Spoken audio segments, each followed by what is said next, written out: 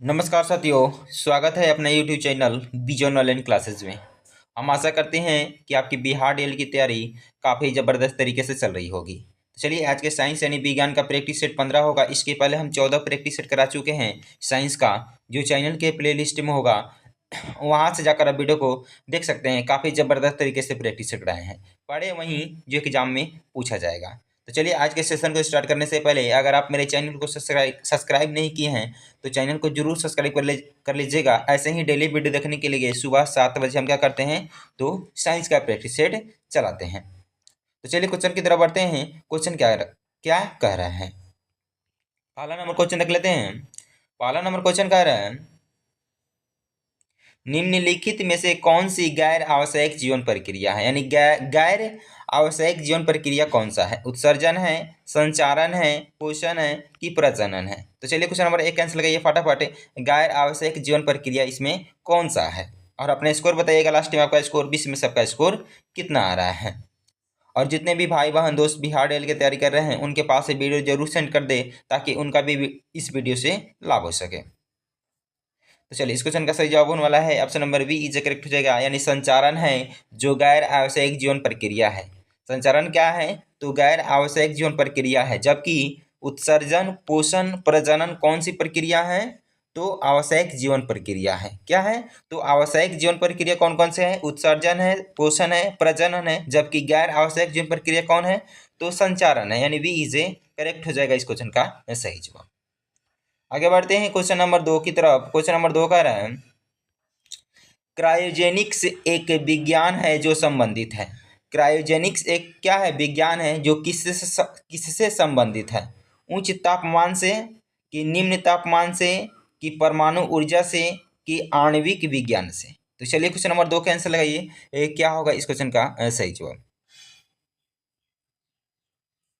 तो चलिए, इस क्वेश्चन का सही जवाब होने वाला है option number B is correct हो जाएगा। यानी निम्न तापमान से हो जाएगा। क्या हो जाएगा, तो निम्न तापमान से हो जाएगा। वी इज ए करेक्ट हो जाएगा इस क्वेश्चन का सही जवाब। आगे बढ़ते हैं क्वेश्चन नंबर 3 की तरफ। क्वेश्चन नंबर 3 कह रहा है, प्रकाश का तरंग सिद्धांत प्रस्तावित किया गया था। तो प्रकाश का तरंग सिद्धांत किसके द्वारा प्रतिस्थापित किया गया था। न्यूटन के द्वारा, कि हाइगेंस के द्वारा, कि प्लॉक के द्वारा, कि फैराडे के द्वारा। तो चलिए, क्वेश्चन नंबर 3 के आंसर लगाइए। क्या होगा इस क्वेश्चन का सही जवाब। प्रकाश के तरंग का सिद्धांत किसके द्वारा प्रस्तावित किया गया था।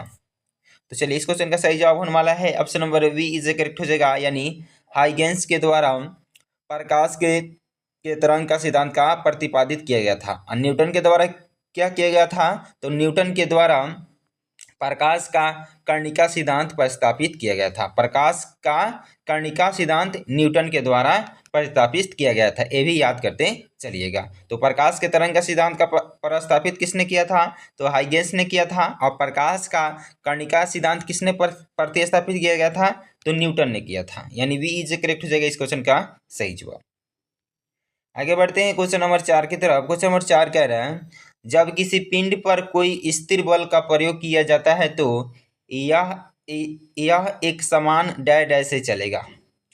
जब किसी पिंड पर कोई स्थिर बल का प्रयोग किया जाता है तो यह एक समान डैश डैश से चलेगा। गति से चलेगा, वेग से चलेगा, त्वरण से चलेगा, कि समवेग से चलेगा। तो चलिए, क्वेश्चन नंबर 4 का आंसर लगाइए। क्या होगा इस क्वेश्चन का सही जवाब। तो चलिए, इस क्वेश्चन का सही जवाब होने वाला है option number C is correct हो जाएगा। यानी त्वरण से चलेगा। क्या से चलेगा, तो त्वरण से चलेगा। सी इज करेक्ट हो जाएगा। आगे बढ़ते हैं क्वेश्चन नंबर 5 देख लेते हैं। क्वेश्चन नंबर 5 कह रहे हैं, प्रकाश की गति न्यूनतम होगी जब यह गुजरती है। यानी प्रकाश की गति निम्न होगी जब यह गुजरती है। वायु से होकर, जल से होकर, कांच से होकर, कि निर्वात से होकर। तो चलिए, क्वेश्चन नंबर 5 का आंसर बताइए फटाफट। क्या होगा इस क्वेश्चन का सही जवाब।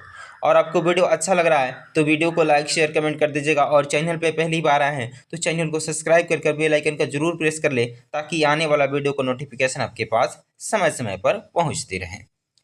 तो चलिए, क्वेश्चन नंबर 5 का आंसर बताइए फटाफट। क्या होगा इस क्वेश्चन का सही जवाब।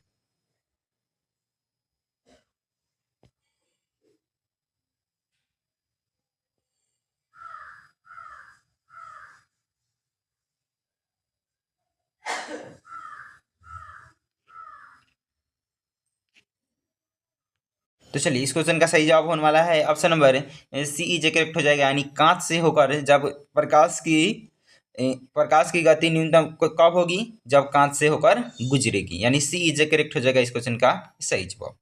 आगे बढ़ते हैं क्वेश्चन नंबर 6 की तरफ। क्वेश्चन नंबर 6 कह रहे हैं जब 0 डिग्री सेल्सियस से 10 डिग्री सेल्सियस तक जल को गर्म किया जाता है तब जल का आयतन क्या हो जाता है, बढ़ जाता है कि कमता है, कि पहले कमता है बाद में बढ़ता है, कि पहले बढ़ता है बाद में कमता है। तो चलिए क्वेश्चन नंबर 6 कैंसिल लगाइए। जब 0 डिग्री सेल्सियस से 10 डिग्री सेल्सियस तक जल को गर्म किया जाता है तो जल का आयतन क्या हो जाता है। तो चलिए क्वेश्चन नंबर 6 कैंसिल बताइए फटाफट क्या होगा इस क्वेश्चन का सही जवाब।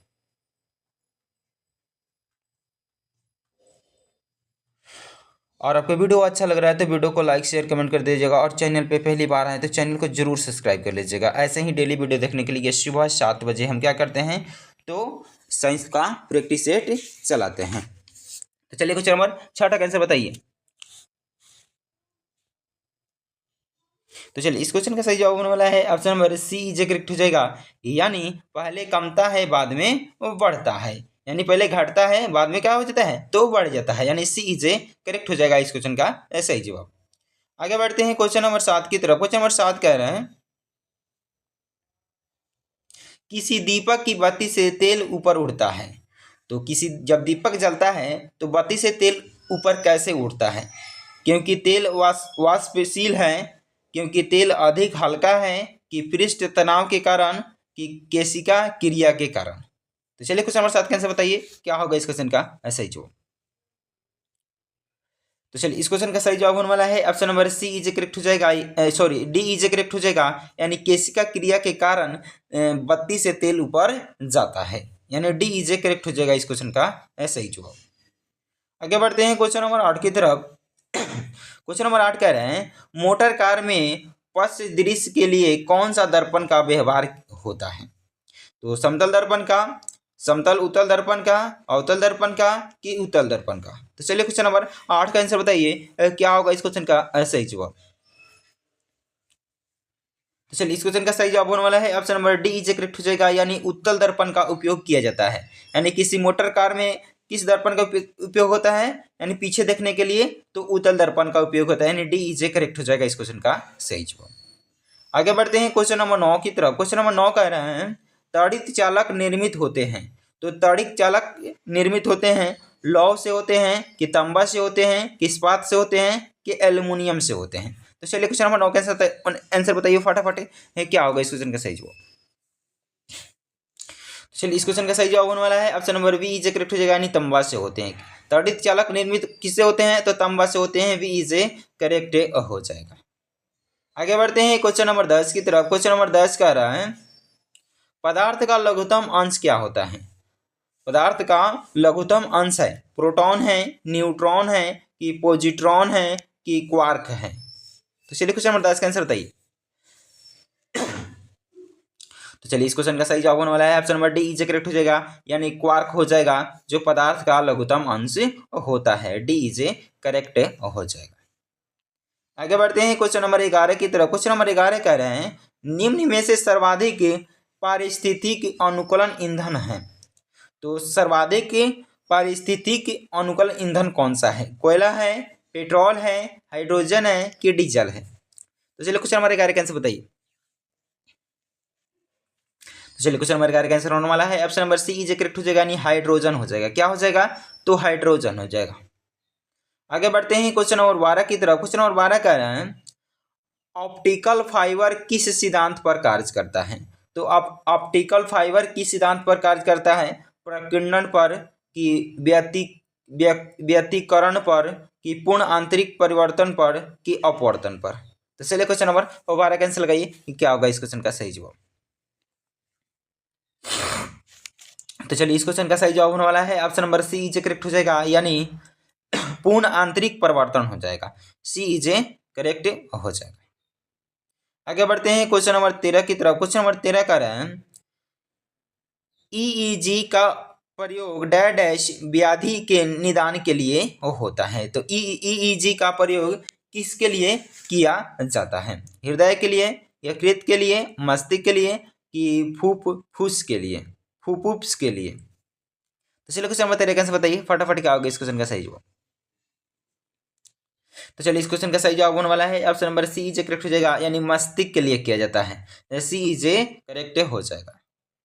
आगे बढ़ते हैं, क्वेश्चन नंबर 14 देख लेते हैं। क्वेश्चन नंबर 14 कह रहे हैं रेडियो सक्रियता का आविष्कार करने वाले वैज्ञानिक कौन थे। तो रेडियो सक्रियता का आविष्कार किस वैज्ञानिक ने किए थे। तो चलिए क्वेश्चन नंबर 14 का आंसर बताइए क्या होगा इस क्वेश्चन का सही जवाब।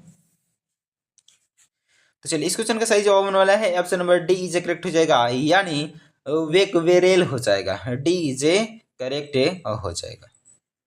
आगे बढ़ते हैं क्वेश्चन नंबर 15 की तरफ। क्वेश्चन नंबर 15 कह रहे हैं वैद्युत युक्त स्त्री में अभ्रक का प्रयोग होता है क्योंकि यह ताप का सुचालक लेकिन विद्युत का कुचालक होता है। ताप का कुचालक लेकिन विद्युत का सुचालक होता है कि ताप तथा विद्युत दोनों का सुचालक होता है कि ताप तथा विद्युत दोनों का कुचालक होता है। तो वैद्युत युतिक स्त्री में अभ्रक का प्रयोग होता है, किस लिए होता है। तो चलिए क्वेश्चन नंबर 15 कैसे बताइए फटाफट, क्या होगा इस क्वेश्चन का सही जवाब। तो चलिए इस क्वेश्चन का सही जवाब होने वाला है option number D is correct हो जाएगा, यानी ताप तथा विद्युत दोनों का कुचालक होता है। क्या होता है, तो ताप तथा विद्युत दोनों का कुचालक होता है, डी इज करेक्ट हो जाएगा इस क्वेश्चन का सही जवाब। आगे बढ़ते हैं, क्वेश्चन नंबर 16 देख लेते हैं। क्वेश्चन नंबर 16 कह रहे हैं किसी ट्यूबलाइट में चौक लगाने का उद्देश्य होता है। तो चौक लगाने का उद्देश्य क्या होता है, उच्च वोल्टेज को प्रेरित करना कि कम प्रतिरोध को प्रेरित करना कि उच्च प्रतिरोध को प्रेरित करना कि कम वोल्टेज को प्रेरित करना। तो चलिए क्वेश्चन नंबर 16 का आंसर बताइए किसी ट्यूबलाइट में चौक लगाने का उद्देश्य क्या होता है। तो चलिए इस क्वेश्चन का सही जवाब होने वाला है option number A is correct हो जाएगा, यानी उच्च वोल्टेज को प्रेरित करने के लिए ट्यूबलाइट में चौक लगाया जाता है, ए इज करेक्ट हो जाएगा। आगे बढ़ते हैं क्वेश्चन नंबर 17 की तरफ। क्वेश्चन नंबर 17 कह रहे हैं जल में सामान्यतः लवण के घोल में होते हैं। तो क्या होते हैं, सोडियम क्लोरीन के प्राकृतिक परमाणु होते हैं कि सोडियम के ऋणात्मक आयन एवं क्लोरीन के धनात्मक आयन होते हैं कि सोडियम के धनात्मक आयन एवं क्लोरीन के ऋणात्मक आयन होते हैं कि सोडियम क्लोराइड के अणु होते हैं। तो चलिए क्वेश्चन नंबर 17 का आंसर बताइए फटाफट, क्या होगा इस क्वेश्चन का सही जवाब। तो चलिए इस क्वेश्चन का सही जवाब होने वाला है option number C is correct हो जाएगा, यानी सोडियम के धनात्मक आयन एवं क्लोरीन के ऋणात्मक आयन होते हैं, सी इज करेक्ट हो जाएगा।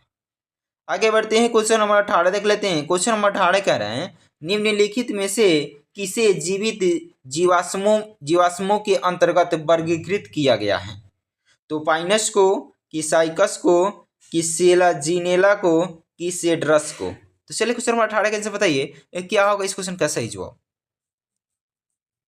तो चलिए इस क्वेश्चन का सही जवाब होने वाला है option number B is correct हो जाएगा, यानी साइकस हो जाएगा। क्या हो जाएगा, तो साइकस हो जाएगा।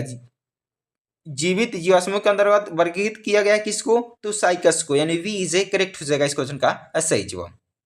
तो चलिए आज के लिए इतना ही था, फिर मिलते हैं अगले वीडियो में। अगर वीडियो आपको अच्छा लगा हो तो वीडियो को लाइक शेयर कमेंट कर दीजिएगा, और चैनल पे पहली बार आए हैं तो चैनल को जरूर सब्सक्राइब कर लीजिएगा।